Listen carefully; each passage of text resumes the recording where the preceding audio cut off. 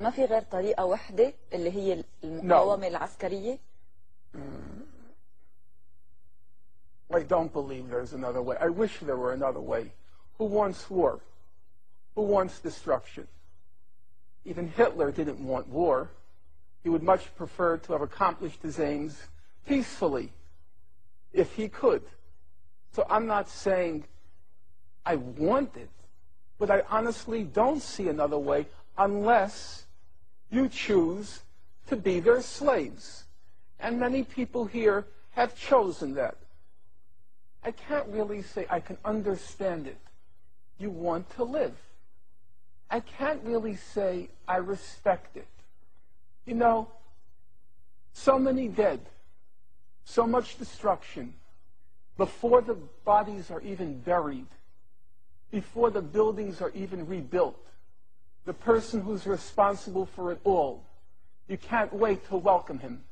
You can't wait to roll out the red carpet. I can't respect that. In that respect, I like the Jews much more. I like their attitude. You know what the Jewish attitude is? Never to forgive, never to forget. And I agree with that. Why roll out the red carpet less than 2 years after your whole country was destroyed by them? The Secretary of State said it was the birth pangs of the new Middle East. That's the statement of a freak. A human freak would compare the birth of a child with the destruction of a country. And yet there are people here who are so anxious to welcome her. They're trying to figure out, what are the Americans thinking? They can't wait for their banquets.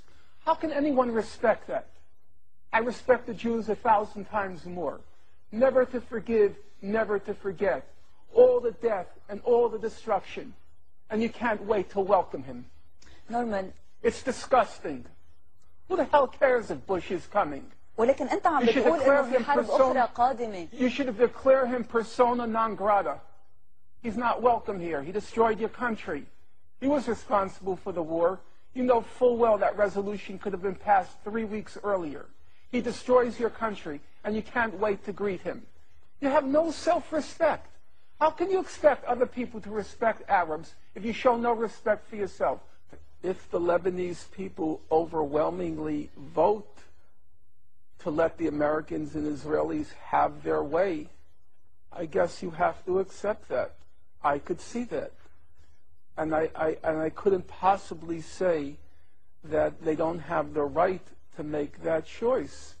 Listen, in Nazi-occupied Europe, you have to remember, most of the populations made the choice to live under the Nazis. All of this talk about the French resistance is just a joke. It never happened. The French resistance, about 20% of the French population read the resistance newspaper. There were maybe 10% of the French who resisted.